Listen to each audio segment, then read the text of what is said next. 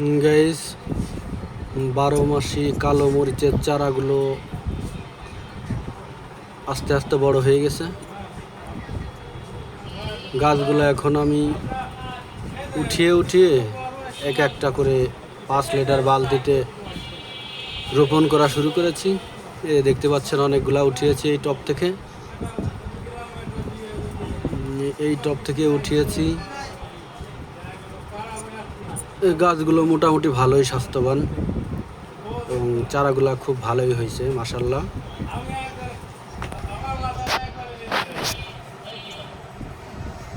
এই যে দেখতে পাচ্ছেন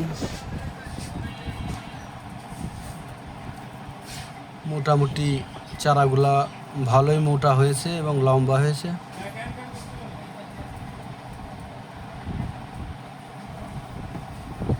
পাতাগুলাও আস্তে আস্তে এই যে কালো হওয়া শুরু করেছে। এই যে এই টবটাতে আমার টানার গাছ ছিল, লম্বা হয়ে গিয়েছিল, তাই কেটে দিয়েছি যাতে ঝোপালো হয় গাছটা। অলরেডি 5টা শাখা রেখে দিয়েছি, আমি পুনিং করে দিয়েছি এবং প্রত্যেকটা শাখা থেকে 2-2টা শাখা বের হয়েছে। এই আনাটা আমি বাজার থেকে কিনেছিলাম। আনাটার ওজন ছিল 600 গ্রাম। 2টা গাছ আছে আমার এরকম। তো যাই হোক, এই যে মরিচের চারাগুলো যদি কারো লাগে কমেন্ট করবেন, আমি পাঠিয়ে দেবো। এই তো একটা একটা করে উঠিয়ে এই 5 লিটার বালতিতে লাগানো শুরু করেছি। অনেকগুলাই লাগিয়েছি, দেখা যাক গাছগুলো কীরকম হয়। এই গাছটা আমি গতকাল উঠিয়ে লাগিয়েছি, মাশাআল্লাহ সতেজ তরতাজা একদম, একটা পাতাও নরম হয়নি। এই যে দেখতে পাচ্ছেন আর একটা চারা। এভাবে আস্তে আস্তে আমি সবগুলো চারাই উঠিয়ে এভাবে 5 লিটার। এটা হচ্ছে তেলের টব আর ওইটা হচ্ছে রঙের টব।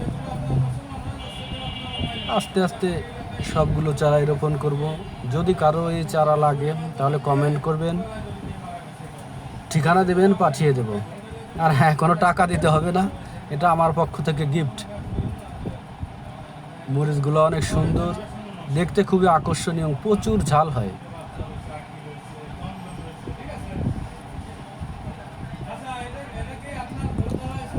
আরও প্রায়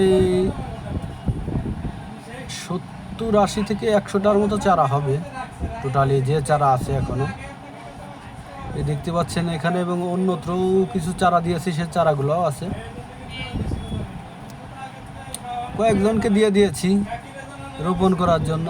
যাই হোক, পরবর্তীতে কী হয় আপনাদের জানাবো।